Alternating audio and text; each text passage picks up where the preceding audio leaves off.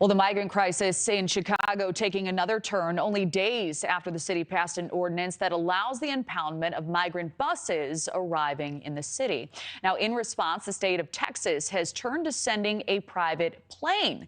The city of Chicago confirming approximately 100 migrants arrived at O'Hare International Airport Tuesday night. In a statement to our Chicago affiliate, the Texas governor's office confirmed the flight, putting the blame on Chicago Mayor Brandon Johnson and the Biden administration.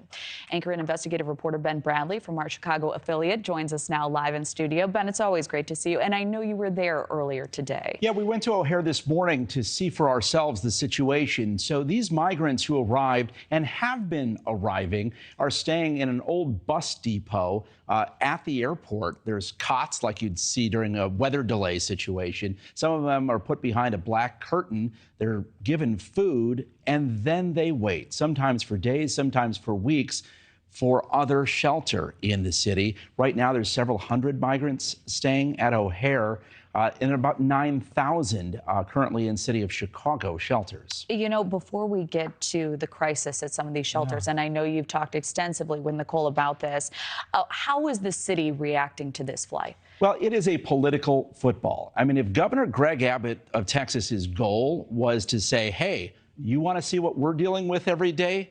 Go ahead. It worked, because you now have Democratic politicians in a city like Chicago talking about immigration, talking about a porous border. Now, the mayor of Chicago would say this was an inhumane way to make your point. Last night, when this charter jet arrived in Chicago, the migrants were told to get off the plane. They were left at a private terminal, and that's it. Well, and I want to talk about maybe potentially changing some of the ordinances here. I know you've been following this story extensively. You know the players in the game.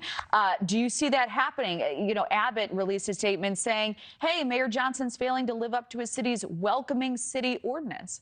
Well, Chicago has been a quote-unquote welcoming city or sanctuary city since the 1980s under Mayor Harold Washington. It essentially means that local officials don't cooperate with federal immigration officials, for example, to help them deport somebody. Obviously, the issue of sanctuary cities has come to the forefront in the last year and a half or so. And yes, even in a Democratic city like Chicago, there was an effort to put on the local ballot the question of, do we want to remain a sanctuary city?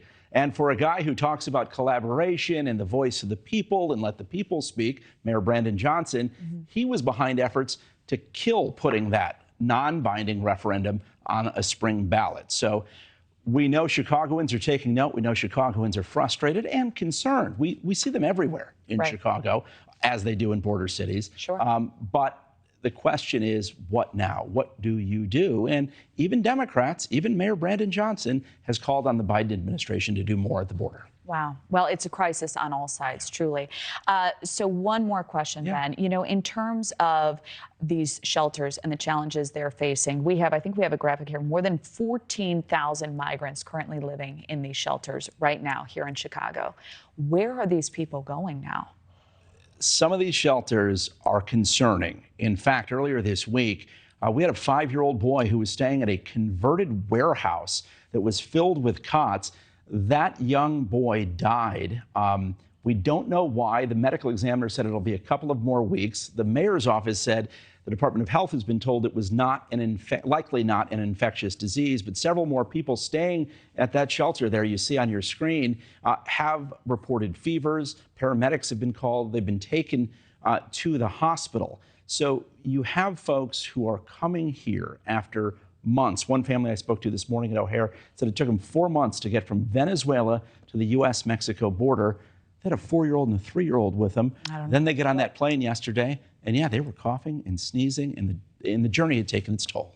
You know, it is a tragedy and a crisis that at least is being spotlighted. Talked about. We're hoping, for some action here.